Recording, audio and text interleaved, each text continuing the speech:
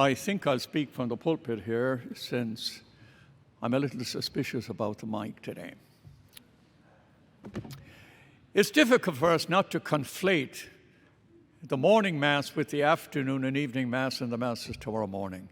It feels like Christmas. I mean, the creche is here, the people are rejoicing, your decorations at home are up, you bought all your gifts, and I know you bought all your gifts for Monsignor, so thank you very much. That's all done. So we're into the spirit of Christmas already. I know it's Advent, but it's difficult to separate these two. They're so close this year. So let me speak a little bit about the incarnation announced today in the Gospel of Luke and a celebration of God's presence in the season of Christmas. The older I get, the more time I have to be quiet. Quiet time comes easier when you get older. And the more I begin to understand what Karl Rahner wrote in his wisdom years,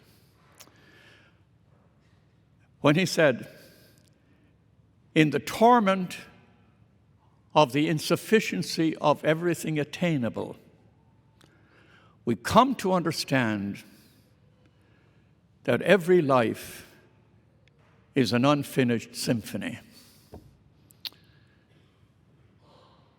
There's a place you come to in life where you begin to understand that everything this world can give you will not satisfy the yearnings of your soul. Sometimes when we're younger, we are busy doing so many things. We don't pause long enough to reflect on the hungers of the soul. It causes us to take a second look at the manner in which we understand ourselves and the manner in which we understand the journey of life. So let me look at this and wonder with you if I can say something that might be meaningful or helpful in our journey of life. We are celebrating an incredible statement in the history of humanity. God became human. You'll find it in no other religious persuasion. God entered our humanity, took on our flesh, took on the journey of life, belonged to us, understood us, blessed us. And when Jesus is born in the incarnation, and then when Jesus is born, he sanctified all humanity. He sanctified humanity. He elevated humanity to a new level of understanding. Therefore, to be holy is to be fully human and to live in the presence of God. How to be fully human and walk in the presence of the living God. That's holiness of life. It has nothing to do with perfection. I live in the presence of God. I live in the presence of infinite love, given to me in the incarnation and birthing in our celebration of Christmas. It's an amazing possibility for us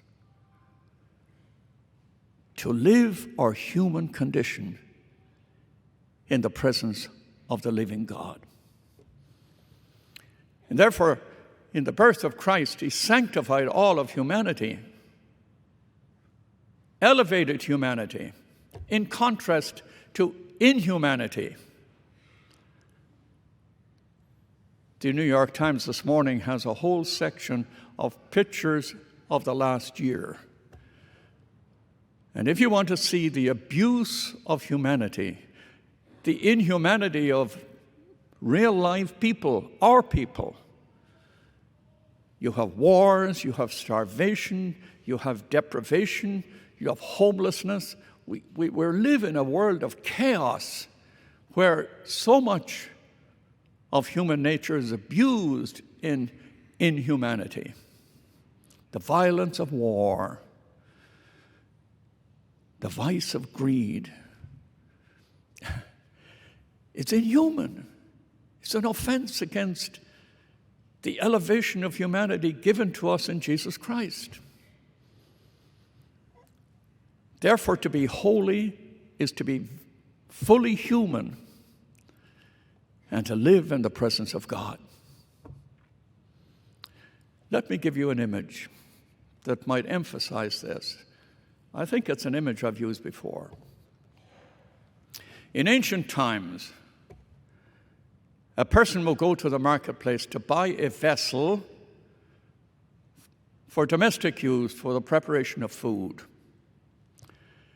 The unscrupulous seller, when there was a crack in the vessel, would cover it over with wax. The unsuspecting buyer, thinking he was buying a vessel intact, would bring it home, and when the fire was applied, the wax melted and the cracks appeared. The Latin word for wax is ceres, and the Latin word for without is sine. He wanted to buy something without wax, which is sine ceres, which gives us an English word, sincere. Sincere doesn't mean a person without cracks. It means a person without wax, without the mask of perfection, a person who is fully human with the cracks, embraced by infinite love. A few days ago, we had a penance service here, and I sat here and I heard the confessions of people, and they inspired me. The penitents inspired me. Not because they were perfect, but because they were sincere. Not without cracks, but without wax. And out of my own humanity, I could interpret the gift of their presence and the sharing of their lives. I could see the goodness in them. I could see sincerity. I could see possibility. I could see the presence of God in them. Sinners that they were, just like me. The only way in which I could interpret this as a sign of God's teaching is through my own humanity. For me to become inhuman, to presume I'm perfect, to make judgments, I would never have been inspired by the sincerity of people who are fully human. That's what Christmas is about. Henry Nouwen, in his delightful book, Clowning in Rome, tells this story, which is an ancient story.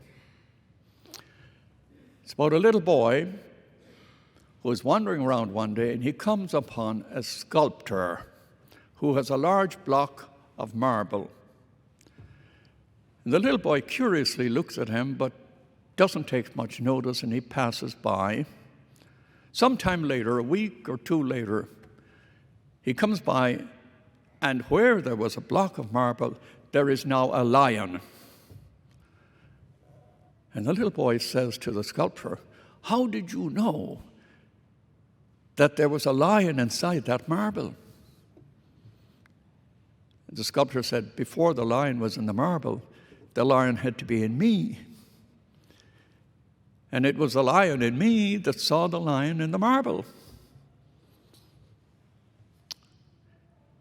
He saw something, the sculptor. The lion in him saw the lion in the marble. Michelangelo said as much.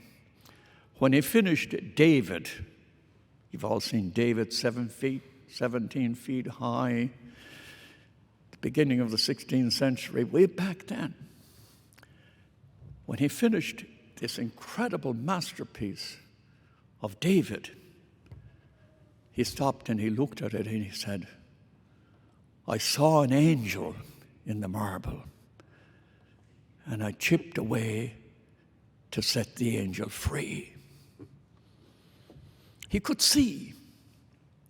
And here's the question for us. When we look around, when we gather with people, are we missing something?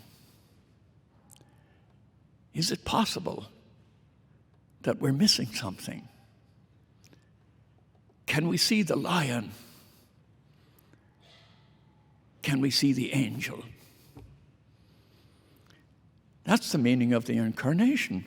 God saw in us something wonderful, something redeemable, something extraordinary, a reflection of God's creation. God saw that in us. That's the meaning of Christmas. And in the manner in which we live out fully our humanity, we will see the lion and we'll see the angel. Amen.